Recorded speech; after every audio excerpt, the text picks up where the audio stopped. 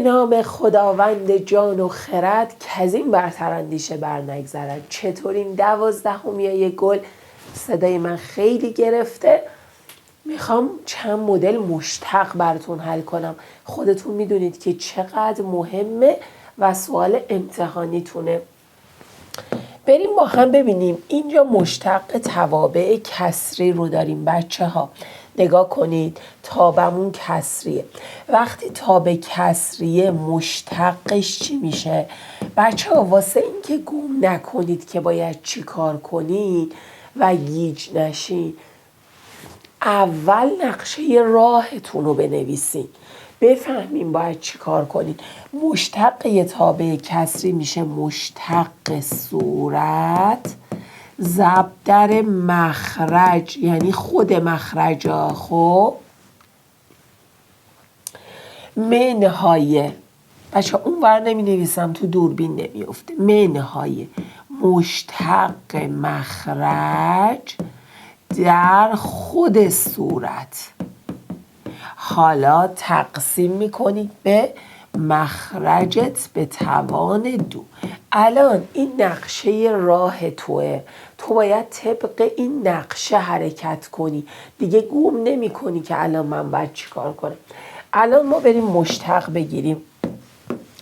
ببینید مشتق صورت رو میخوایم بگیریم. خب مشتق فقط x عبارت جبریشه دیگه، درسته؟ مشتق x هم میشه 1 در مخرج. منهای مشتق مخرج چنده؟ 1 در صورت مخرج به توان 2. الان دیگه دقیقاً تو اون قالب تو اینو گذاشتی. حالا که گذاشتی تو قالب کافیه فقط بری اینجا ساده کنی. این که x منهای که اینجا منهای x منهای 1 x ها میرن، فقط میمونه منهای 2 به x منهای 1 به توان 2. درسته؟ بعدیشو ببین. بعدیش اینجاست، نگاش کن. میخوایم الان اینو به دست بیاریم. خب اینجا هم دوباره ما چی داریم؟ رنگشو عوض کنم. f پریم x. بچه این که یه عبارت دیگه، درسته؟ عبارت تواندار. مشتقش چی میشه؟ توان میاد کنارش، از توان خودش یه دونه کم میشه به این راحتی. حالا اینجا هم بهترین کار اینه، یه سری ها حفظ میکنن میگن 1x میشه منفی 1 به روی x2، ولی بهتره که حفظ نکنی، دقیقاً از روی کسر بری. مشتق صورت 0 در مخرج دیگه کلا میشه 0 دیگه. منهای مشتق مخرجت 1 در صورت میشه 1 مخرج به توان 2. این دوتا هم اگه علامتاشو با هم میکس کنیم دیگه کلن میشه منفی. خب حالا بریم پایینی رو ببینیم با هم. بچه ها اینجا ما رادیکال داریم. رادیکال چی میگه مشتقش؟ یو پریم، یعنی اگه این یو باشه بچه ها، اگه این یو باشه میشه یو پریم، یعنی مشتق داخل رادیکال. فرجه رادیکالمون 2 رادیکال یو خودشون میذاریم باشه. پس مشتقش میاد توی صورت، این مشتق این میشه ها. بچه این ترکیب دو تا بستگی. ببینین اینجا ضرب داریم. دوباره یه بار باید مشتق اینو بگیری به عنوان یه تابع. مشتق این، حالا بعد بری توی ضرب. مشتق ضرب چیه؟ مشتق اولی در دومی. الان اینو اسمشو من اگه H بذارم، مثلا اینو G میذارم. خب مشتق اولی رو که گرفتم باید ضرب کنم در خود این به اضافه مشتق دومی در اولی. پس اول اینو یه جایی براتون بنویسم که مشتق ضرب چی میشه؟ مشتق ضرب، ببینید مشتق دوتا این افه میشه چی؟ مشتق اولی ضرب در دومی، خود دومی باشه، به علاوه مشتق دومی ضرب در اولی باشه.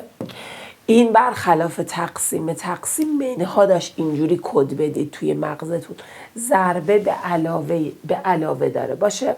حالا ما برای اینکه مشتق اولی رو بگیریم دوباره باید از یه فرمولی استفاده کنیم. چه فرمولی؟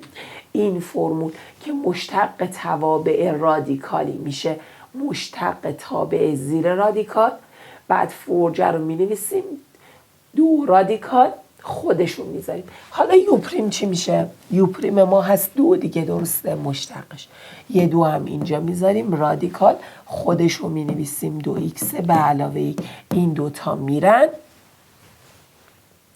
چی میشه؟ x منهای یک بوده، حواسمون باشه، میشه یک روی رادیکال 2x به علاوه یک. خب این شد مشتق اولی، ضرب در دومی بود x منهای یک، مشتق اولی ضرب در دومی به اضافه، حالا مشتق دومی چیه؟ 3x2، درسته؟ مشتق دومی در خود اولی، خود اولی چی بود؟ رادیکال 2x به علاوه یک.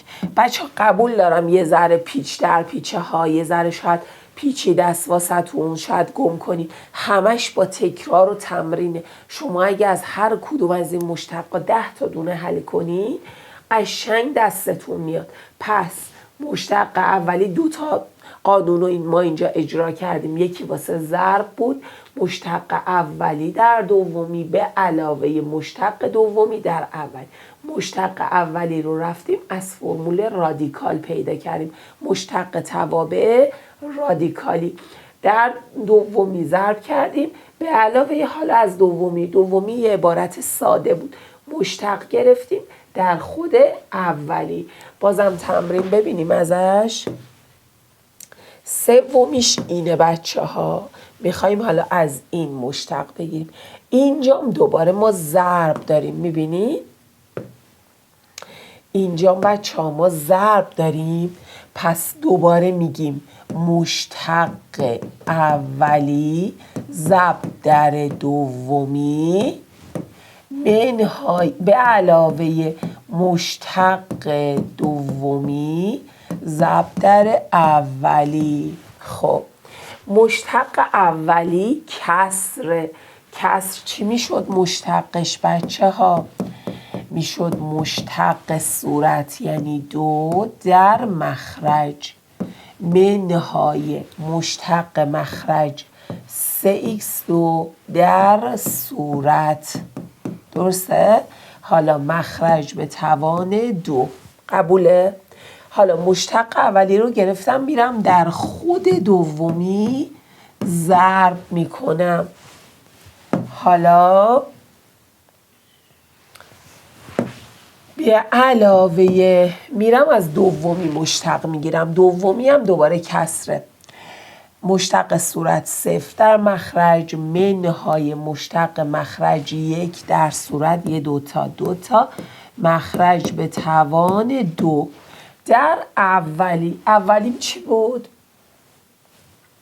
اولیم هم یه کسر بود دیگه، نه؟ خب پیداش کنم که بیارمش پایین ببینم چی بوده اولی. 2x به علاوه 1 به روی x، 2x به علاوه 1 به روی x، درست شد؟ پس به دست اومد. مشتق اولی رو گرفتم، اولی خودش کسر بود، در دومی گذاشتم به علاوه از دومی مشتق گرفتم که اونم کسر بود، در اولی ضرب کردم. بازم براتون الان سوال حل میکنم، ببخشید صدام اینطوریه، میخواستم حتما براتون محتوا تولید کنم، میدونم فصل امتحانات استرس دارید، خواهشاً یاد بگیرید، بنویسید، نهایت استفاده رو بچه ها ببرید. دوباره ضرب دوتا تابع رو میبینیم، درسته؟ بچه ها میتونیم اینطوری هم بنویسیم الان چون ضرب بین اینا، پس مشتق اولی یعنی من باید از این عبارتم مشتق بگیرم در دومی، درسته؟ به علاوه مشتق دومی یعنی باید از این مشتق بگیرم در اولی. خب حالا پس میام، ببینید نقشه راه همو کشیدم، حالا دیگه میدونم چی کار کنم. میام اول از این مشتق میگیرم. چجوری از این مشتق میگیرم؟ اینم خودش کسره، درسته؟ میگم مشتق صورت، ببینید دارم از این مشتق میگیرم. از این با یه رنگ دیگه بنویسم. مشتق صورت 2 در مخرج منهای مشتق مخرج خودش رادیکال ایکسه. بچه ها مشتق مخرج که خودش رادیکال ایکسه فرمولش چی بود؟ یو پریم، یعنی 1 به روی 2 رادیکال یو، درسته؟ مشتق مخرج در صورت مخرج به توان 2، پس مشتق صورت رو گرفتم در مخرج منهای مشتق مخرج در صورت، مخرج به توان 2 رادیکال با توان 2 میره، درسته؟ این تیکه تموم شد. حالا باید برم از این مشتق بگیرم، پس این ضرب در این میشه به علاوه، حالا میرم از رادیکال 3x منهای 1 هم مشتق میگیرم.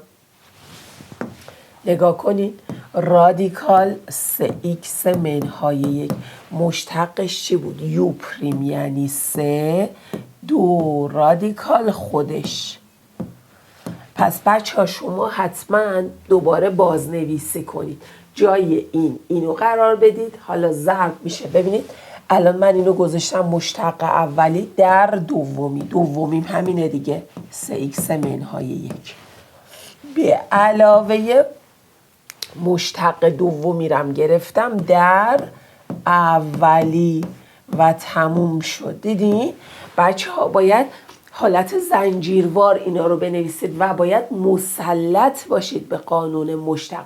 اگه مسلط نباشید از دست میدید. و یه نکته دیگه بهتون بگم بچه ها، اگه مثلا مشتق رادیکال ایکس رو اینجا نمیدونی، علامت مشتقش رو بذار که معلم بخشی از سوالو بهت نمره بده. مثلا تو اینجا از صورت مشتق میگیری، در مخرج منهای مشتق مخرج رو نمیدونی، بذار رادیکال ایکس پریم در صورت مخرج به توان 2. بذار معلم بدونه که تو فقط مشتق اینو نمیدونستی، ولی سوالو زخمی کن، بخشی از سوالو بنویس که نمرشو بگیری. کل سوالو نمرشو از دست نده. مشتق 2-3 نمره مستقیم سوال میاد و خودتون میدونید که از کاربرد مشتقم چقدر سوال میاد. پس باید کامل مسلط باشی. واسه اینکه بخشی از نمرش رو بگیری حتما این کارو بکن. باشه؟ بچه ها مشتق سینوس میشه کوسینوس و مشتق کوسینوس میشه منفی سینوس. باشه؟ با دونستن این یه نکته میریم این مشتق رو به دست میاریم. پس مشتق اولی بینش ضربه، پرانتز رو میبینی ضرب، مشتق اولی در دومی به علاوه مشتق دومی در اولی. خب حالا میرم مشتق اولی رو حساب میکنم ببینم چی میشه. مشتق اولی رادیکالی بود. گفتیم چی؟ گفتیم بذارین رنگ رو عوض کنم که خوب متوجه شه. خب از این من مشتق میگیرم. گفتیم میشه یو پریم 1 2 فرج 3 رادیکال. فرجه رو میاریم بچه ها، فرجش 3، پس 3 رو میاریم اینجا، خودش رو دوباره مینویسیم داخل پرانتز. بچه ها تفاضل توان از فرجه، یعنی الان من باید بنویسم x2 چون فرجه من 3 تا الان براتون حل میکردم فرجه 2 بود، تفاضل 2 از توان 1 میشد نمی نوشتیم، ولی اینجا الان فرجه 3 توان 1 میبینید؟ پس تفاضل اینا میشه x2.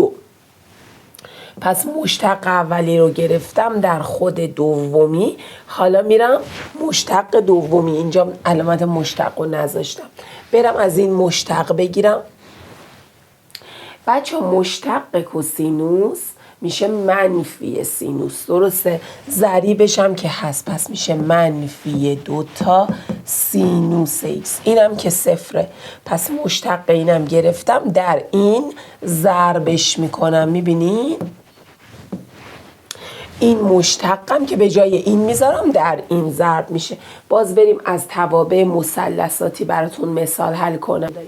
توابع کسری چی میشد بچه ها؟ مشتقش مشتق صورت من الان این که صفر، سینوس میشه کوسینوس، درسته؟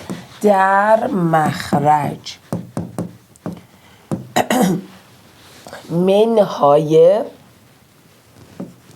مشتق مخرج من چیه بچه ها؟ این که دوباره صفر، سینوس منم که کوسینوسه، پس میشه منفی کوسینوس، درسته؟ منهای مشتق مخرج در صورت. بچه اینو پایین نویسم که توی دوربین ممکنه نیفته. منهای مشتق مخرجم منفی کوسینوس ایکس در صورت، حالا مخرج به توان 2. مخرج من چیه؟ 1 منهای سینوس ایکس به توان 2. پس دیدین چی شد؟ مشتق صورت من شد کوسینوس. حالا میتونیم اینا رو ساده کنیم بچه ها، نگاه کنیم، بریم اینا رو اثر بدیم و ساده کنیم. اینجا میشه چی؟ میشه کوسینوس ایکس منهای سینوس ایکس در کوسینوس ایکس منهای.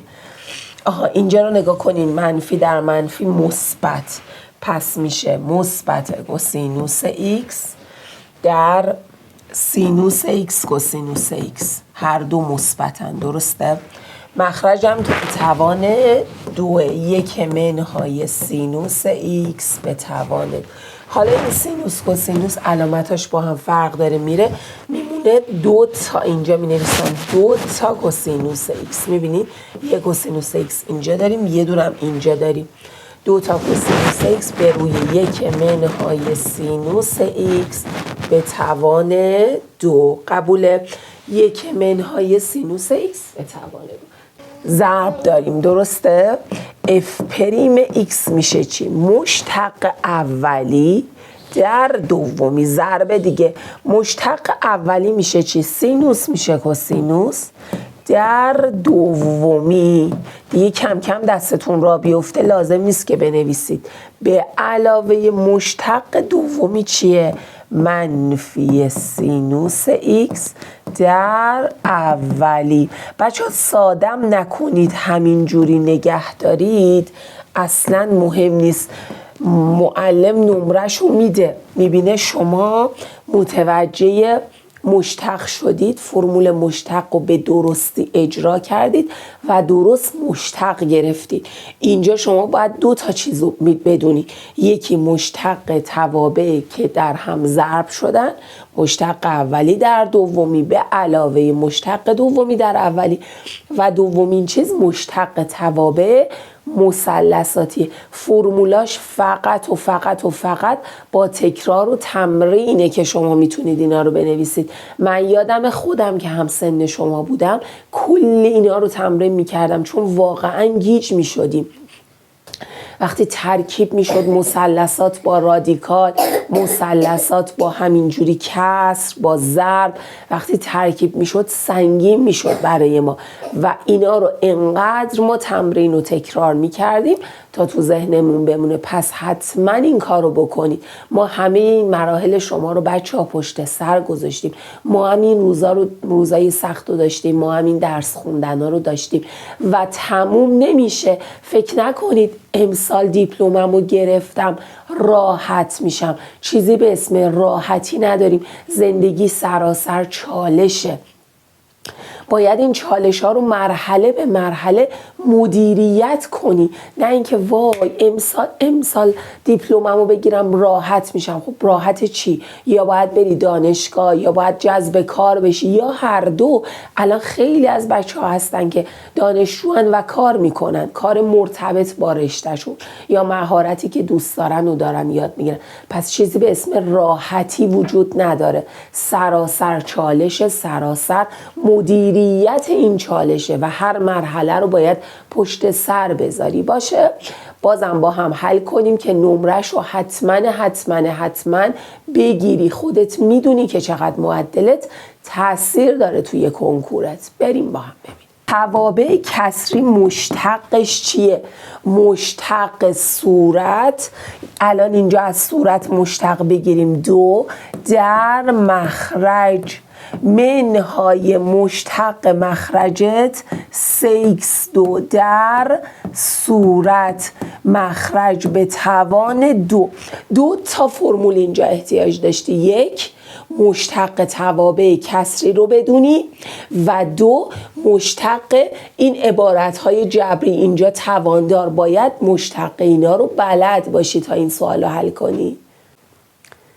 میخوایم مشتق این تابع رو به دست بیاریم. یه تابع کسری که صورت کسر مثلثات و مخرج کسر رادیکاله. یه سوال قطعی امتحان. خب ببینیم با هم. اول تابعمون کسره. مشتق توابع کسری چی میگه؟ میگه مشتق صورت در مخرج. خب مشتق صورت چیه؟ میدونیم تانژانت هست 1 به علاوه تانژانت 2. بچه ها این ضریبشه ها، ضریبش میاد کنارش. خب مشتق صورت در مخرج رو ببینیم خودشو میذاریم با فرجه 3 منهای، من اینجا می نویسم مشتق مخرج. حالا مشتق مخرج چی میگه؟ مشتق توابع رادیکالی میگه خط کسری مشتق داخل رادیکال، اصطلاحاً یو پریم. پس 4 تا x3 منهای 3 تا x2. درسته؟ مخرجش چی میشه؟ فرجه رو می نویسیم مثل ضریب، اینو میذاریم. حالا عبارت داخل رادیکالو با یه دونه توان کمتر از توان کلیه، یعنی فرجه تقسیم بر توان کلی میشه 2. پس مشتق صورت در مخرج منهای مشتق مخرج در صورت هنوز تموم نشده، تقسیم بر مخرجمون به توان 2. بچه ها اینا مثل زنجیر به هم وصلن. باید خوب اینا رو یاد بگیرید، تمرین کنید. سوال مشتق جذاب ببینیم. تابع رادیکالی داریم و کسر داریم که بینشون ضربه. بچه ها وقتی بین 2 تا تابع ضرب داریم مشتقش فرمولش اینه که مشتق اولی در دومی به علاوه مشتق دومی در اولی. حالا بریم این فرمول رو اجرا کنیم. پس مشتق اولی الان باید از این تابع ما مشتق بگیریم. میدونیم که تابع رادیکالی مشتقش میشه عبارت داخل رادیکال زیر رادیکال 4x3، اینم که 0. حالا مخرجش چی میشه؟ فرجه رو می نویسیم 3، عبارت رو می نویسیم به توان 1 کمتر از فرجه. پس این شد مشتق اولی. حالا در خود تابع دوم باشه. حالا به اضافه مشتق تابع دوم که صورتش 0. تابع دوم هم یه تابع کسریه. دقت کن میشه مشتق صورت که 0 در مخرج کلن میشه 0 منهای مشتق مخرجش 1 در صورت و مخرج به توان 2. در همون تابع اولی باید ضرب کنیم. تابع اولمون هم x4 به علاوه 2. چند تا نکته اینجا مهمه که باید یاد بگیری. مشتق توابع کسری، مشتق توابع رادیکالی که میدونم سخته، مشتق توابعی که به صورت ضربن. بچه اینا حالت زنجیروار به هم وصله و باید تک تک اینا رو بلد باشی تا بتونی این سوالا رو حل کنی. تو این سوال به شما مجانب افقی داده. ما میدونیم که مجانب افقی یک تابع چجوری به دست میاد؟ وقتیه که تابع حدشو وقتی x به سمت مثبت منفی بی نهایت میل میکنه به دست میاد. درسته؟ پس الان اینجا x رو که به بی نهایت میل میدیم، پرتوان صورت به پرتوان مخرج میشه m. درسته؟ این دوتاست. x2 ها میرن میشه m و گفته جوابش 4. در واقع m ما 4. درسته؟ حالا با دونستن m رو جایگذاری میکنیم در تابمون، میشه 4x2 به علاوه 2x به روی x2 منهای 4. حالا از ما مجانبهای قائم خواسته. مجانب قائم چجوری به دست میاریم؟ مخرج تابع کسری و مساویه با 0 قرار میدیم. الان اگه ما x2 منهای 4 و 0 بذاریم، x ما میشه مثبت منفی 2. درسته؟ حتما چک میکنیم که این ریشه های مخرج ریشه های صورت ما نباشن که نیستن. ببینید پس 100% این دوتا مجانب های قائم این تابع. تو این سوال یه تابع کسری به ما داده و گفته فاقد مجانب قائمه. مگه ریشه مخرج نمیشد مجانب قائم؟ پس اینجا میگه فاقد مجانب قائمه یعنی چی؟ یعنی ریشه مخرجت 100% ریشه صورتت هم هست. درسته؟ شرط این بود تو تابع کسری ریشه های مخرج مجانب قائم بودن، به شرطی که اون ریشه صورت نباشه. پس اینجا که میگه این تابع فاقد مجانب قائمه، پس 100% ریشه مخرجش ریشه صورته. پس میریم ریشه مخرج x مساویه با 1 رو میذاریم توی صورت. درسته؟ و از اینجا 1 با 2 3 m ما میشه 3. درسته؟ حالا m3 رو میذاریم تو این یکی تابع. از ما مجانب افقی این تابع رو خواسته. m رو بذاریم 3، ژ x ما میشه 2 3 تا 6x2 به علاوه 4x به روی 3x3 به علاوه 1. حالا که ما مجانب افقی میخوایم، گفتیم حد تابع رو باید حساب کنیم وقتی به سمت xش به سمت مثبت منفی بی نهایت میره. پس لیمیت تابع رو میگیریم